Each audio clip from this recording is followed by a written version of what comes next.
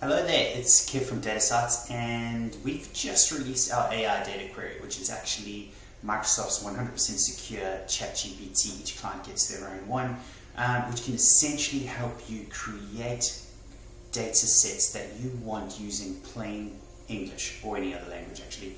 But let's just focus on English since that's the only one I can speak. But anyway, I'm going to go fast in this video. If it needs more explanation, just get in touch, you know how.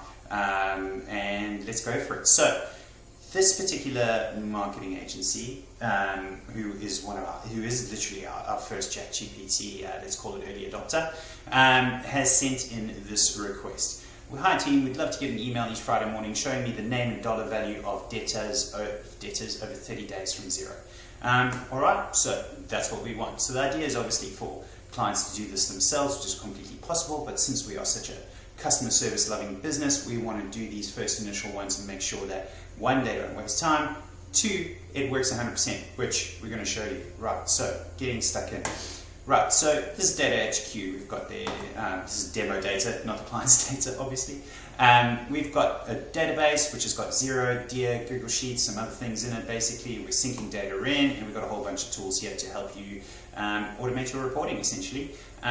So first things first, right? I know that here we are syncing in Xero. There's a whole bunch of tables in here, but I also know that the age receivables data is a combination of a few different things with a little bit of logic in there. So never to fear, over the last 7 years we've built over an immense amount of library that we give to you pretty much for free, so that you don't have to struggle with anything, we don't have to do extra work, or you just get stuck into perfectly curated data sets that go into the reporting tool of your choice that you can then sort of do whatever you want to do with. The step now is that from these curated data sets that we're about to show you, you can use ChatGPT to query that data and then either automate that data to yourself or actually get it into a more usable format from a larger view. Not so straightforward, but that's why we're here to help. The bottom line is you don't really have to lift a finger. So what we're going to do here is look at the age receivables detail report view. I'm missing a video here because I'm a little bit slack, but the bottom line is all you need to do is come in here, or we do this for you. The bottom line is here's the logic that you don't have to worry about. This just means that things are being done at the database level and not in the reporting level. We always want to keep reports as dumb as possible. That makes them easier to maintain, faster to run, faster to render, all those wonderful things. So we help you with this methodology and patterns and practices, so that you can just worry about delivering insights, essentially. Alright, so that now means that we've got our view in place. Let's double check. There's the Xero age receivables view. We could, if we wanted to, go and have a look at that data, but I'm appreciative that everybody's short on time, so there is not a lot of data in here, but it doesn't really matter.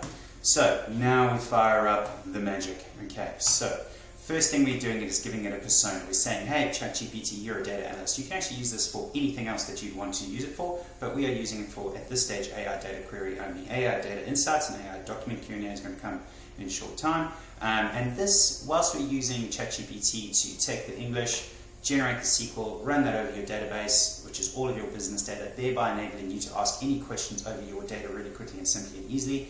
At this stage, we are showing the SQL, etc., but as the sort of use cases evolve, as the scenarios become clear, we're going to be creating a Teams channel where clients can interface with their data directly and skip the SQL step. Of course, some of our more technical users love this step, but the majority of businesses we service don't care, they don't need to know.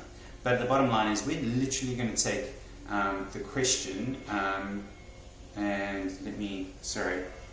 as you can tell, I don't have a video production team. It's a bit awkward, so let's carry on going for it. Blah, blah, blah. So we can say, okay, we are working with Xero data and want to query or calculate debtors information. The more context, the more background you give it, obviously the better it is, but we don't need to give it a heap. This is not super complicated stuff at all. So what we're going to say is, can I give you a SQL view and you show me the name and dollar value of debtors from Xero? And it is always going to say yes, basically, which is really nice, unlike some of the people I know. So here's where the magic really happens. As you can see here, here's our view. So we can see in here standard Xero stuff. We've got the contact name, we've got the dollar value, etc. Blah blah blah. So now we all need to do is add this view to the query and see what it comes back with. And with my 20 years of SQL experience, I can quickly tell that it has nailed it. But the bottom line is, it's absolutely nailed it. This is not a complicated query. Like, people could, with a bit of skills, could do it, in relatively soon. However, the complexity of questions and therefore the complexity of queries that it can handle is immense. And the speed of which it does and the fact that you can run that immediately over your data is phenomenally powerful. So now we click execute, we run this over here. We've only got 3 invoices. Obviously they're all overdue, but this again just does demo data. Right, now, so I can now see that yes, these 3 people do owe me money. And I would like to see that in an email. So the first step is we create a SQL view.